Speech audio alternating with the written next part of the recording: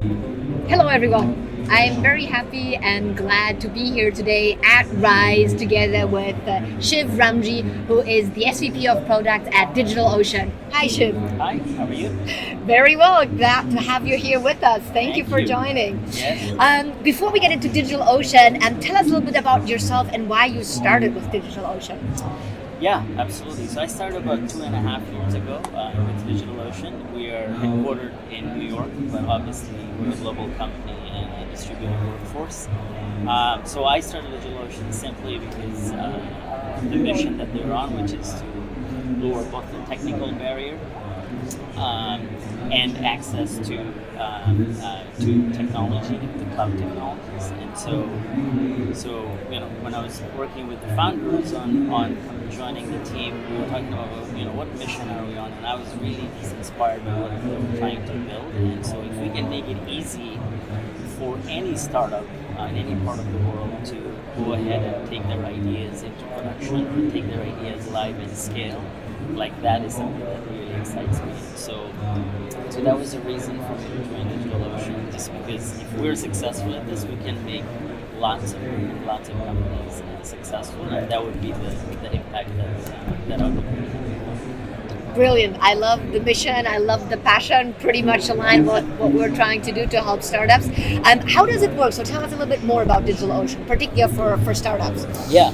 So I think the way to think about DigitalOcean is, we are building a developer cloud that's really focused on making it easy for small teams or small companies to be successful in bringing their ideas to life. So we obsess on making the product very easy to use. The pricing and packaging is such that if you're a startup, you know that you will have transparent costs and predictable costs, especially when you're getting started. And then we've built a large community around these startups. So whether it's documentation to help somebody to get started, all the way to our Hatch program, which is a program dedicated to startups where we provide infrastructure credits by working with partners such as yourself or other VCs and accelerators. So we work with about 500 of them globally, and obviously continue to expand that program here in Asia. And so we built a community around that, and we also provide free support, and we build everything on open source, so as a way to sort of continue to remain open from an ecosystem perspective, and continue to provide choices to startups. That's brilliant. Yes, of course. I mean, easy, fast, affordable. That's what startups need. Yep. At all stages. Now, here at Rise in Hong Kong, what are you particularly looking forward to? Do you have any specific objectives? Yeah, so we had, so this is our second year coming at Rise. Last year we just had one person join the conference, and it was pretty apparent.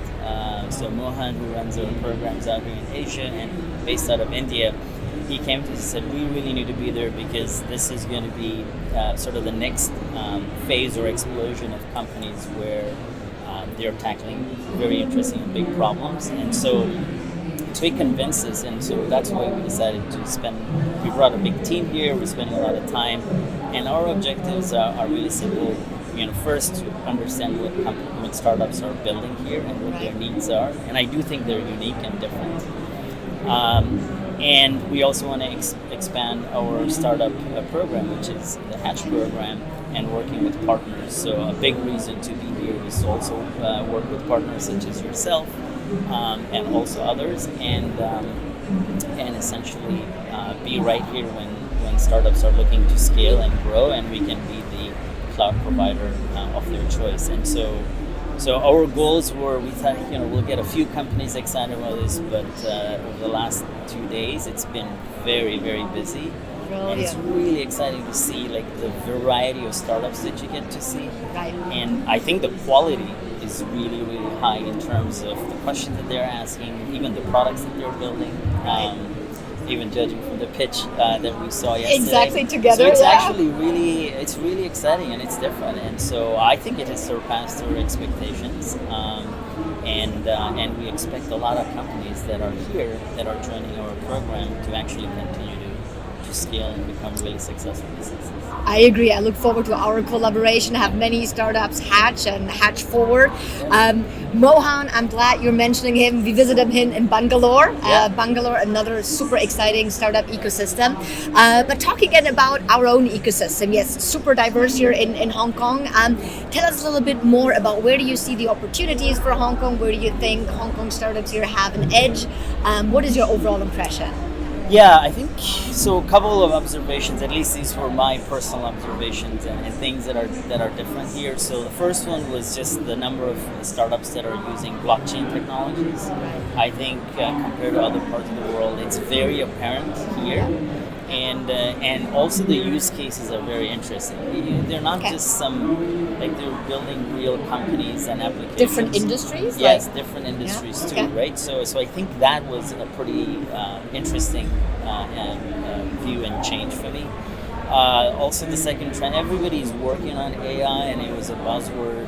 I think it has been a buzzword for some time, but every conversation I've had here about AI is very, very real. It's not just like some company. It's a meaningful solution, right? It's not a buzzword. It's a meaningful solution, and they're asking very specific technical questions around, how well is your image recognition rate? So false positives goes to tell you how advanced it's become.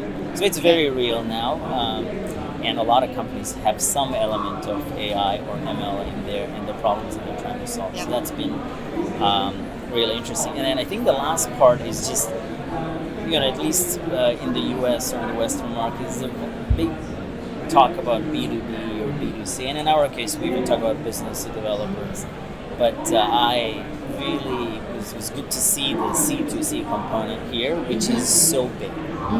And I think some of the markets that you get to serve here, in some cases, are just as big or not, if not bigger than some of the other companies that are often talked about in the Western press. So I think that was a really good, at least those were my three observations. Well, that's excellent, because we always say that we're one of the most diverse ecosystems, and if that's something that you can also feel, that's really great. Yeah, it's pretty apparent, and to say that we're just getting started, I think the potential is huge. Brilliant, I love it.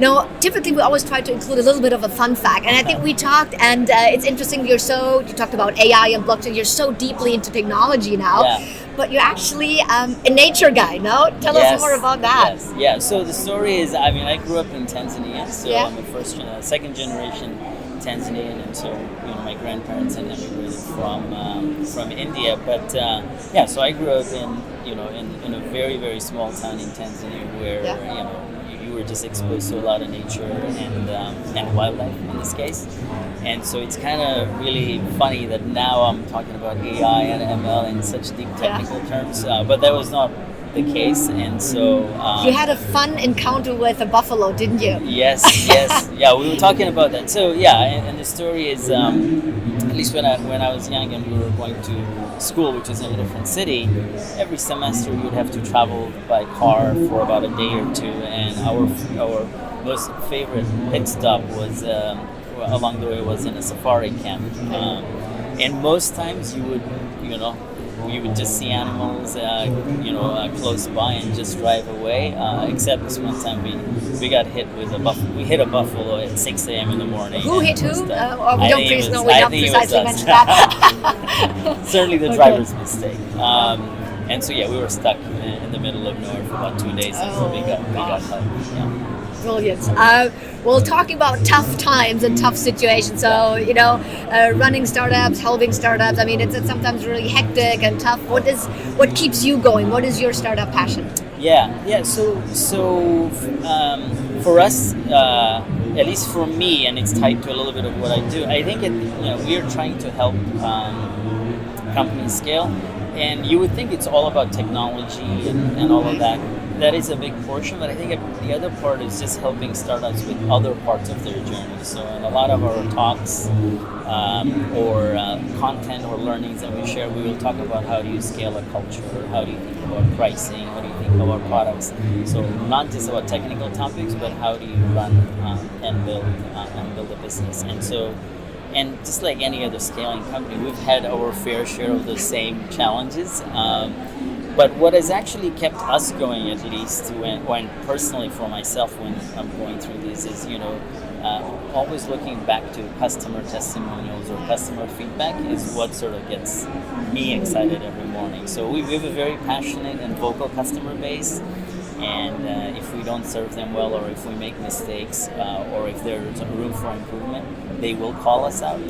And at the same time, if we are doing something really good, they have true love for what we're doing. And in fact, our customers will use these words. We didn't even invent this. They will say, "I love DigitalOcean." And so I think we've built a very powerful brand for developers. And so when we have these tough moments internally, personally, or at the company, this tends to be a really good place to go, because it reminds you why you come to work every morning. I love it. I was going to say the why, right? The and that's why why you make a change. and that's why we, like it's very common for us. Like this time we're here in Hong Kong at the conference, but we have so many customers in Singapore, Indonesia, Malaysia that actually have never spoken to a human from DigitalOcean, because our products are simple and easy, so they just scale. Right. And so I'll just share a funny story. I was in London just a few weeks ago, and the CMO of a company out of Malaysia learned that I was in London through Twitter, and he messaged me and he said, "Hey, I'm in London. I'd love to talk to you. I've actually never talked to anybody from DigitalOcean. You'd be the first person." And they've built a very successful platform on top of us. Yeah. And we spent 30 minutes having coffee in London with a customer who was from Malaysia, who just happened to be in the UK. And so I think these are the types of stories that are really inspiring and encouraging. And so being here and meeting a lot of our existing customers and talking to new startups, like that really energizes the whole team that's here. And so Right. I think that's sort of the reason why we come to work every day. And Amazing. That's why the community is also important, right? Yes. And again, that's why we're really thrilled about the collaboration moving forward. Also giving more of our startups the opportunity actually to meet physical people from DigitalOcean. They exist. Yes. You're doing a wonderful job. Fantastic. So this was Shiv Ramji, who is the SVP of Product at DigitalOcean. Shiv, thank you so much. Thank you very much.